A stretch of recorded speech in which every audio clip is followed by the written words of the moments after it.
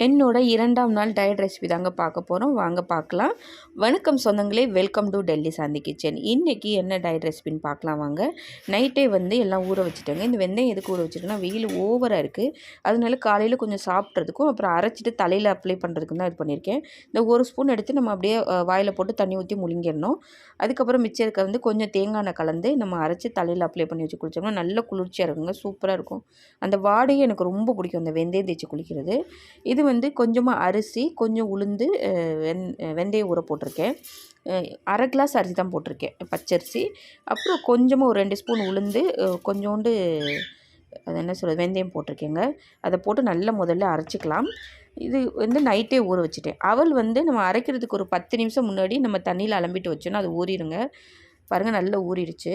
இதை போட்டுக்கலாம். இது சிகப்பு அவல், நம்ம ஊர்லெலாம் கிடக்கும் பார்த்திங்களா, சிகப்பு அவல், மட்டை அரிசின்னு சொல்லுவோம்ல அந்த அவல். அதில் ஒரு கைப்பிடி அளவு நார்மல் ரைஸ் வடித்த சாதம் போட்டுக்கிறேன். போட்டு நல்லா அரைச்சிக்கலாங்க. இந்த பாருங்கள், சூப்பராக இட்லிக்கு அரைக்கிற மாதிரி வந்துருச்சுங்க. இதில் நான் கொஞ்சமாக தண்ணி மிக்ஸ் பண்ணி நம்ம தோசை பதத்துக்கு கரைச்சி வச்சுருக்கேன். உப்பு போட்டு கரைச்சி வச்சாச்சுங்க. இது புளிக்க வைக்கணும்லாம் இல்லைங்க, அரைச்ச உடனே ஊற்றலாம். அப்படியே நல்லா சாஃப்டாக சூப்பராக வரும். உங்கள்கிட்ட ஆப்பச்சட்டி இருந்துச்சுன்னா ஆப்பச்சட்டியில் ஊற்றிக்கங்க, வேறு லெவலாக வருங்க.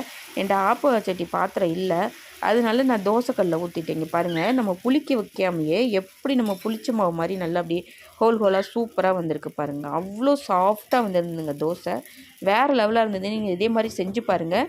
நம்ம என்றைக்காச்சும் இட்லி தோசை மாவு இல்லாட்டி இந்த மாதிரி உடனே அரைச்சி நம்ம செஞ்சுக்கலாம், அவ்வளோ நல்லது.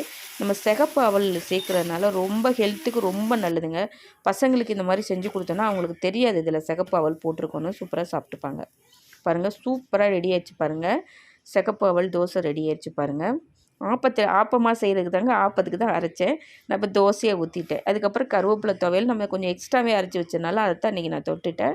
அப்புறம் 1 கிளாஸ் மோருங்க. இங்கே வெயில் டெல்லியில் பயங்கரமாக இருக்குதுங்க. ஊரில் எல்லாம் மழை பெய்யுதான், பட் இங்கே வச்சு செய்யுது எங்களை. ரொம்ப வெயிலாக இருக்குது, ரொம்ப ஹை லெவலுக்கு இருக்குது வெயில், தாங்கவே முடியல அந்த மாதிரி இருக்குது. அதனால 1 கிளாஸ் காலையிலேயும் மோர். நைட்டே மத்தியானத்துக்கு கூழை கரைச்சி சாப்பிட்லான்னு சொல்லிவிட்டு நைட்டே கிண்டி வச்சுட்டேங்க. இது நைட்டு செஞ்சேன் கேப்பக்களி தாங்க. இதை நல்லா கிண்டிட்டு நம்ம தண்ணியில் மோந்து போட்டுட்டு நைட்டு படுத்துட்டோன்னா காலையிலையோ இல்லை காலையிலே குடிக்கலாம், சூப்பராக இருக்கும். நான் மத்தியானத்துக்காண்டி போட்டு வச்சுருந்தேன் பாருங்கள். தண்ணியில் மோந்து போட்டுட்டேங்க. நம்ம நார்மல் குழம்பு கரண்டி இருக்குல்லங்க, அதில் தான் குட்டி குட்டியாக மோந்து போட்டு வச்சுருந்தேன். பாருங்கள், சூப்பராக மோந்து போட்டாச்சு. சின்னமாக போட்டிருந்தேன், அப்போ தான் நம்ம எடுத்து கரைச்சி குடிக்கிறதுக்கு நல்லாயிருக்கும்.